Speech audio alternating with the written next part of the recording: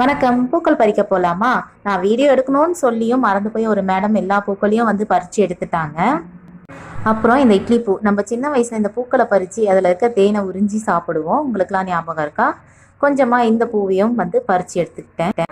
Button rose வந்து கொஞ்சம் தான் பூத்திருக்கு, இப்பதான் பூக்க ஆரம்பிக்குது அப்படின்றதுனால ஒரே ஒரு பூ ஆசைக்காக.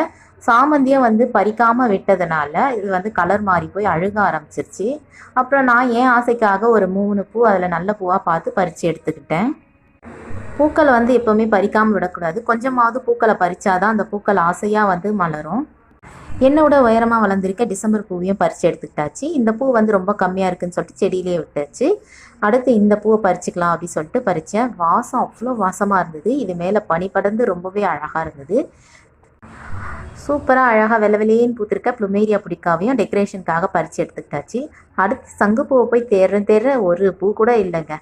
நிறைய விதைகள் வந்துட்டதுனால பூக்கள் இல்லை. அப்படி இருந்தும் தேடி கண்டுபிடிச்சேன் ஒரு பூவை. ஆனாலும் பறிச்சிட்டேன். பறிச்சாதாங்க பூக்கள் வளரும். கொஞ்சம் பூக்கள் செடியில் விட்டுட்டு கொஞ்சம் பூக்களை எப்போவுமே பறிச்சிடணும். அப்போ தான் ஆசையாக வந்து அந்த பூக்களும் வந்து நிறைய பூக்கும். இது வந்து நேற்றே பூத்து முடிஞ்சிருச்சு. அடுத்து மஞ்சள் பூக்கள் பறிக்க போனேன்.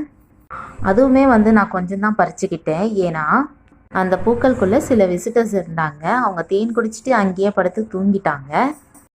அதனால் கொஞ்சம் பூவை மட்டும் பறித்து எடுத்துக்கிட்டேன்.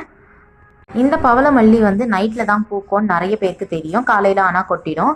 எடுக்க முடியாத இடத்துல இருந்ததுனால அந்த பூக்கள் அப்படியே விட்டாச்சு. அப்படி இருந்து தேடி கண்டுபிடிச்சி ஒரு 2 பூவை வந்து அந்த ரிஸ்கில் வந்து எடுத்தேன்.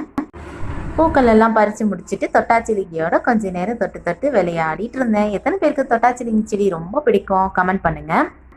இந்த செடிகள் பூக்கள் எல்லாம் வந்து அம்மா வீட்டில் இருக்குது. அப்பா தான் வந்து எல்லாத்தையுமே பராமரித்து பார்த்துக்கிறாரு. ஏன் ஆசைக்காக பறிக்கணும், சும்மா கொஞ்சம் பறிச்சுக்கலாம் அப்படின்னு போய் தான் பறிக்க போனோம். ஆனால் தட்டு முழுக்க எவ்வளோ பூக்கள் பார்த்தீங்களா? எப்படியும் சேனலுக்கு சப்ஸ்கிரைப் பண்ண மாட்டீங்க. ஆனால் அந்த பூக்களுக்காக ஒரு லைக் போட்டு போங்க. வீடியோவும் பார்த்து என்ஜாய் பண்ணுங்கள். நன்றி.